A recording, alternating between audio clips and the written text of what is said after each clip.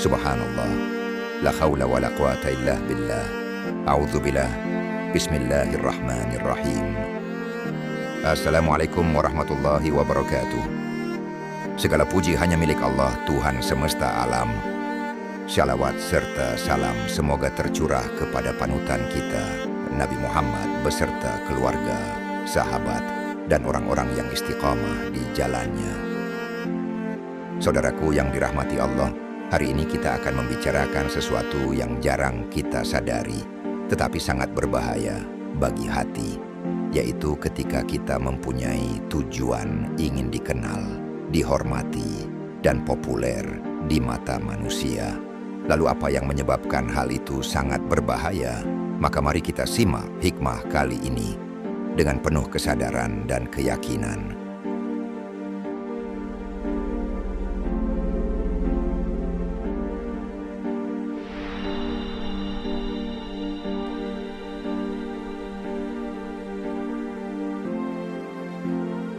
Secara bahasa, al-humul artinya adalah kosong, lemah, bodoh, tidak aktif, tidak dikenal, yang dalam pasal ini bermakna kerendahan atau ketiadaan. Sementara wujud atau eksistensi manusia pada dasarnya ingin diakui, dikenal, masyhur, terpandang, paling hebat, dan semacamnya.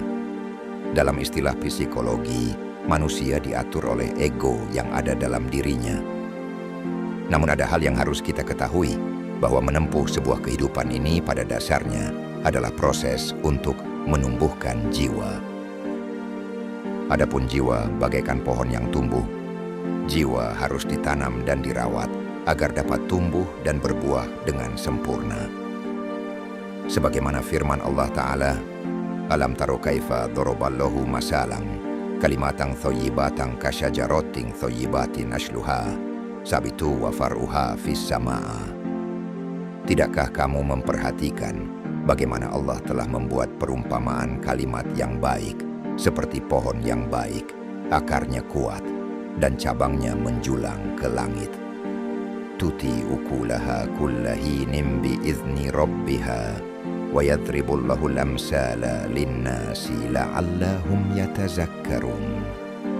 Pohon itu menghasilkan buahnya pada setiap waktu dengan seizin Tuhannya. Dan Allah membuat perumpamaan itu untuk manusia agar mereka selalu ingat. Sahabat ruang tafakur yang dirahmati Allah, kita tidak akan mampu mengenal siapa diri kita, buah takwa apa yang harus kita hasilkan, kecuali Allah memberi petunjuk dan perlindungan. Selama ini, ego diri kita yang mengatur siapa diri kita dan apa yang kita inginkan. Sementara Allah lah yang lebih mengetahui diri kita yang sesungguhnya.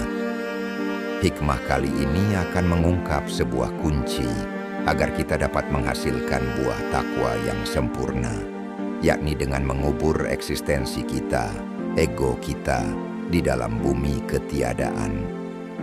Sahabatku, tidak ada sesuatu yang lebih berbahaya bagi seorang yang sedang menuju Allah daripada menginginkan kedudukan dan terkenal pergaulannya di tengah-tengah masyarakat.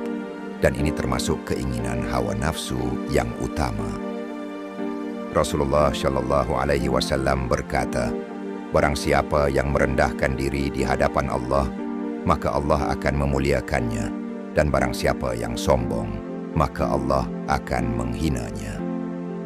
Kemudian Ibrahim bin Adham radhiyallahu anhu berkata, tidak benar tujuan kepada Allah, namun ingin terkenal pergaulannya di tengah masyarakat. Sahabatku yang dirahmati Allah, terkadang kita mulai menimbang amal dengan timbangan manusia, bukan dengan timbangan Allah. Kita merasa senang bila dipuji, kecewa bila diabaikan, dan gelisah bila nama kita tidak disebut. Padahal hati yang ikhlas tidak membutuhkan sorotan mata manusia. Cukup baginya Allah yang Maha Melihat. Inilah jebakan halus dari keterkenalan. Ia bisa membuat hati bergantung pada makhluk, bukan pada Sang Khalik.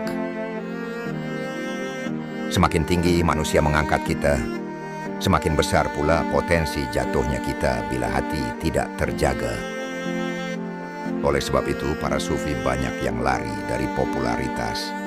Mereka lebih memilih kesunyian karena tahu betapa beratnya mempertahankan hati di tengah sorotan. Bahkan di antara ulama sufi ada yang berkata, "Tidak ada yang lebih aku takutkan melebihi terkenal, sebab aku tidak tahu apakah Allah masih menerima amal-amalku saat orang-orang mengagungkanku." Maka renungkanlah, yang Allah nilai bukanlah seberapa banyak orang mengenal kita, tetapi seberapa murni hati kita dalam mengenal Dia. Bahkan di dalam kitab Al-Hikam, Ibnu Athaillah As-Sakandari rahimakumullah berkata, "Kuburlah wujud eksistensimu di dalam bumi kerendahan, sebab segala yang tumbuh namun tidak ditanam dengan baik tidak akan menghasilkan buah yang sempurna." Ibnu Athaillah membuat analogi itu dengan sebuah pohon. Pohon itu tidak pernah tumbuh dari dirinya sendiri, melainkan ia membutuhkan tanah yang subur, air yang cukup, serta sinar matahari. Demikian pula jiwa seorang hamba. Ia tidak akan pernah bertumbuh hanya dengan keinginan untuk menonjolkan diri. Jiwa hanya dapat berkembang jika ia ditanam di tanah kerendahan, disirami oleh air keikhlasan, dan diterangi oleh cahaya ma'rifatullah. Tanah kerendahan ibarat wadah bagi jiwa, dan tanah yang subur adalah tanah yang gembur, lembut, dan siap menerima benih. Begitu pula hati seorang hamba yang tunduk, rendah, dan tidak keras kepala. Sebaliknya, tanah yang keras, kering, dan penuh batu ibarat hati yang keras, penuh ego, dan tidak mau tunduk kepada Allah. Bayangkanlah bagaimana mungkin pohon bisa tumbuh dalam tanah yang keras. Begitulah jiwa tidak akan pernah berkembang bila ditanam dalam tanah kesombongan.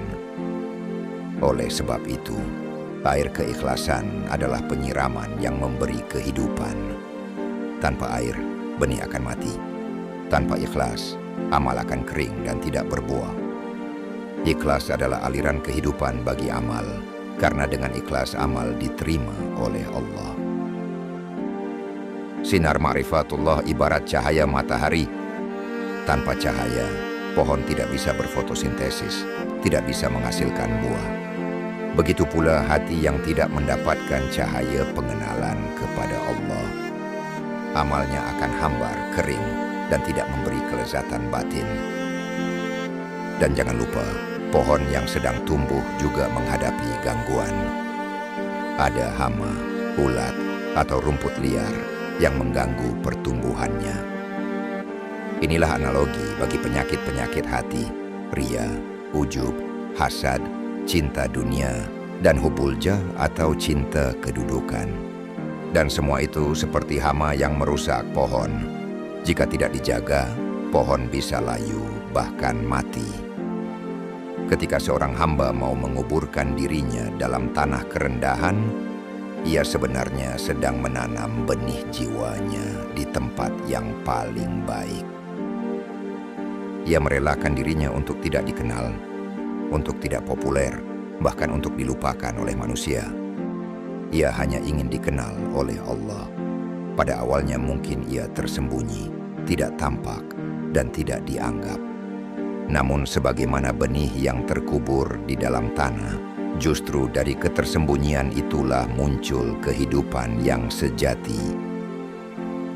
Jika ia bersabar dalam proses ini, Allah akan menumbuhkan dirinya menjadi pohon yang rindang. Pohon itu berakar kuat ke bumi, batangnya menjulang tinggi ke langit, dan buahnya memberikan manfaat bagi banyak orang. Inilah perumpamaan orang yang menanam jiwa dalam kerendahan. Dari kerendahan lahirlah ketinggian. Dari ketersembunyian lahirlah kemuliaan. Dari penguburan eksistensi lahirlah kehidupan yang hakiki.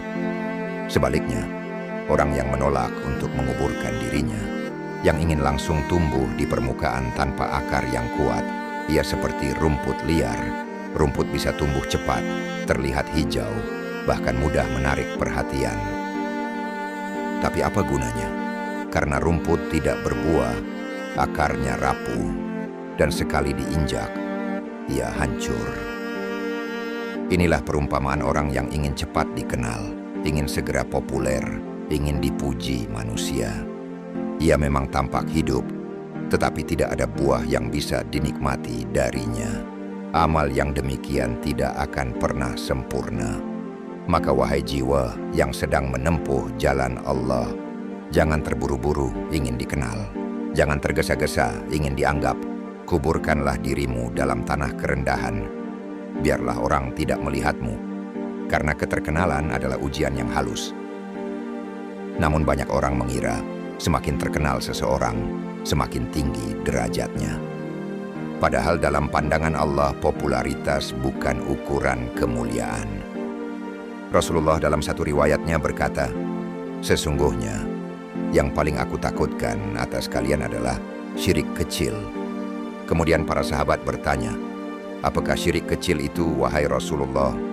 Beliau menjawab, "Riya, yaitu seseorang beramal bukan karena Allah, melainkan ingin dilihat manusia." Keterkenalan seringkali menyeret hati kita kepada riya, ujub, dan sum'ah. Karena terkadang kita lebih sibuk menjaga citra di hadapan manusia dibanding menjaga hati di hadapan Allah. Para ulama tasawuf banyak mengingatkan, jauhilah keterkenalan, karena ia menanamkan benih riya di dalam hati. Imam Al-Ghazali berkata, seseorang yang sibuk mencari kedudukan di hati manusia, maka ia akan kehilangan kedudukan di sisi Allah. Dikisahkan, sebagian wali Allah bersembunyi dari keramaian. Mereka lebih suka tidak dikenal, agar amalnya hanya Allah yang melihat. Bahkan ada yang berdoa, "Ya Allah, jadikanlah aku mulia di sisimu, meski hina di mata manusia. Dan jangan engkau jadikan aku mulia di mata manusia, sementara hina di sisimu." Saudaraku, bukankah ini pelajaran besar bagi kita? Bahwa popularitas bukanlah tanda kemuliaan, melainkan seringkali jebakan nafsu. Mengapa para sufi berkata, kuburlah eksistensimu? Karena ego kita selalu ingin diakui, nafsu selalu ingin dihormati. Ketika kita merasa, saya yang hebat, saya yang pintar, saya yang berjasa, disitulah nafsu berkuasa. Padahal hakikatnya semua datang dari Allah. Jika Allah menutup rahmatnya sekejap saja, maka kita tidak bisa berbuat apa-apa. Eksistensi diri hanyalah ilusi, yang benar-benar ada hanyalah Allah. Maka mengubur eksistensi artinya meniadakan diri di hadapan Allah. Mengakui bahwa tidak ada daya dan upaya, kecuali dengan izin dan pertolongan Allah. Mungkin sekarang timbul pertanyaan dalam benak kita. Bagaimana cara menjaga diri dari fitnah keterkenalan? Bagaimana cara kita menjaga hati? Yang pertama, sembunyikan sebagian amal. Jangan semua harus dipublikasikan. Biarlah ada amal yang hanya Allah yang tahu. Kemudian luruskan niat. Tanyakan kepada diri, apakah ini untuk Allah atau untuk dipuji manusia? Kemudian muraqabah atau yakini bahwa kita diawasi Allah. Sadar bahwa Allah selalu melihat kita, dan itu lebih penting daripada manusia melihat kita. Dan yang terakhir, berdoa agar diselamatkan dari riya dan cinta dunia. Sebab hati sangat lemah tanpa pertolongan Allah Subhanahu wa Ta'ala. Saudaraku, popularitas mungkin tampak manis, tapi hakikatnya ia bisa menjadi racun yang membunuh hati. Maka kuburlah eksistensimu. Jangan sibuk ingin dikenal manusia, tapi sibuklah agar dikenal oleh Allah. Karena pada akhirnya, bukan manusia yang memberi kita surga, melainkan hanya Allah semata. Saudaraku yang dirahmati Allah, ketahuilah bahwa keterkenalan hanyalah bayangan semu yang cepat sirna. Hari ini engkau dipuji, besok bisa saja engkau dicela. Hati yang bergantung pada pandangan manusia tidak akan pernah tenang, sebab ia selalu menunggu penilaian dari mata yang fana. Namun hati yang bergantung hanya kepada Allah, ia kokoh, teduh, dan tidak terusik oleh hiruk-pikuk dunia. Jika engkau tersembunyi dari pandangan manusia, janganlah resah. Sebab, boleh jadi Allah justru sedang menutupi aibmu dan menjaga kemurnian amalmu. Ingatlah, amal yang terlihat kecil di mata manusia bisa menjadi agung di sisi Allah jika ia dilandasi dengan ikhlas. Sebaliknya, amal besar yang dipuji banyak orang bisa menjadi kosong tak bernilai jika niatnya bukan karena Allah. Maka kuburlah keinginanmu untuk terkenal. Biarlah namamu tersembunyi di bumi, asalkan harum dan dikenal di langit. Karena pada hari kiamat, yang menyelamatkan kita bukanlah tepuk tangan manusia, melainkan ridha Allah yang maha mengetahui isi hati hambanya. Semoga Allah menjadikan kita hamba yang ikhlas, tersembunyi amalnya dari pandangan manusia, tetapi mulia di sisinya. Subhanallah, Masya Allah, sahabat Ruang Tafakur yang dirahmati Allah. Jika hikmah ini bermanfaat bagi hatimu, silakan tekan tombol subscribe bagi yang belum subscribe. Dan jangan lupa tekan tombol like dan bagikan ke saudara kita yang membutuhkan. Semoga dukung Anda terhadap dakwah ini bernilai kemuliaan di sisi Allah dan menjadikan Allah ridho pada setiap langkah ibadah kita. Wassalamualaikum warahmatullahi wabarakatuh.